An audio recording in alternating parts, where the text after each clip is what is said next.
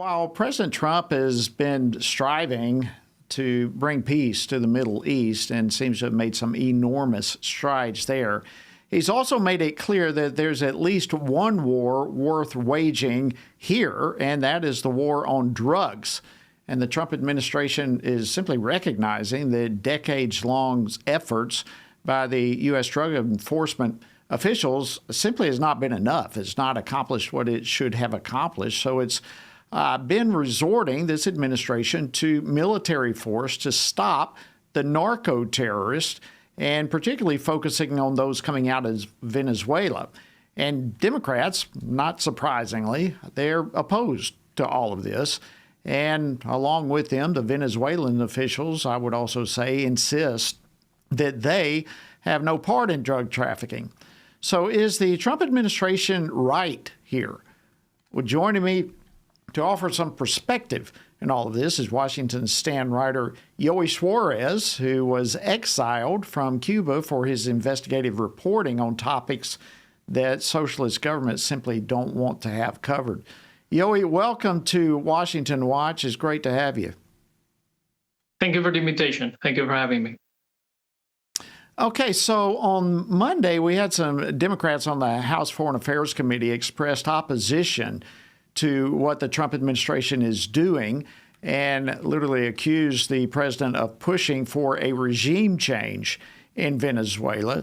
So what do people really need to know when it comes to this whole issue that we're watching in Venezuela? Well, the first thing to understand is that Nicolás Maduro is not the legitimate president of Venezuela. He lost in a landslide in July 2024 in the presidential elections last year down there. And he is the head of a cartel, el Cartel de los Soles, who involve high-ranking officials in his regime and involves Maduro himself. What we have to understand is that the Cartel de los Soles operates with El Tren de Aragua, which is a terrorist organization.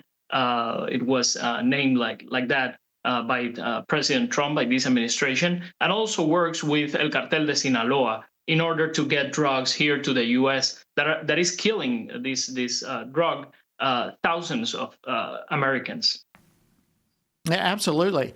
So let me ask you this. Yesterday, Senate Democrats tried and failed, but they attempted to pass a bill to stop the U.S. military from having strikes on drug boats, if you will, off the coast of Venezuela.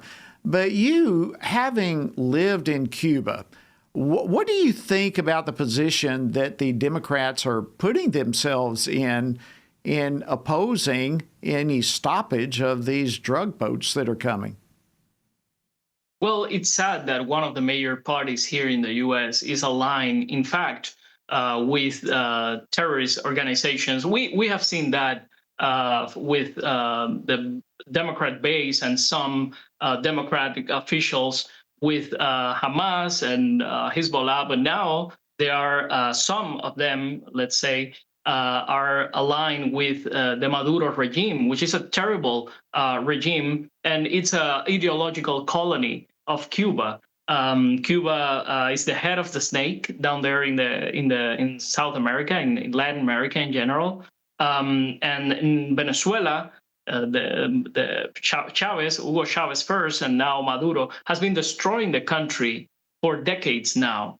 It's very sad seeing the Venezuelan people. They don't have medicine. They don't have access to the basic services. Down there, a lot of it's a rich country. I mean, with so much resources, and for some reason, it has the highest inflation in the world. I think also with the Cuban inflation.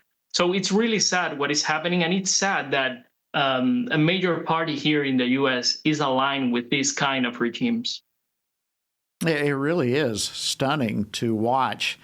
Now, let me ask you this. We'll just go one step further in this whole discussion here. The Trump administration has literally been building up military forces there in the Caribbean, now having deployed some 10,000 U.S. troops in the region, mostly in bases there in Puerto Rico. What do you make of the direction that the administration is going in?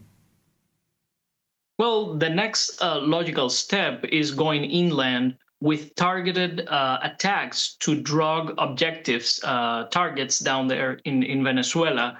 The last weeks, we have seen the military from the U.S. destroying vessels that are transporting drugs to the Caribbean area. And let me tell you something, these small towns in front of the Caribbean were fisher towns with people fishing and commerce with commerce, and the drug trafficking has destroyed all these towns, has put these towns in danger. And I can tell you, a lot of Venezuelan peoples down there, they don't want this reality anymore. They want Maduro out because they recognize he is not the legitimate president. I repeat, he is the head of a terrorist organization that is not only harming them, but harming other countries in the Caribbean area specifically, and working with the worst cartels,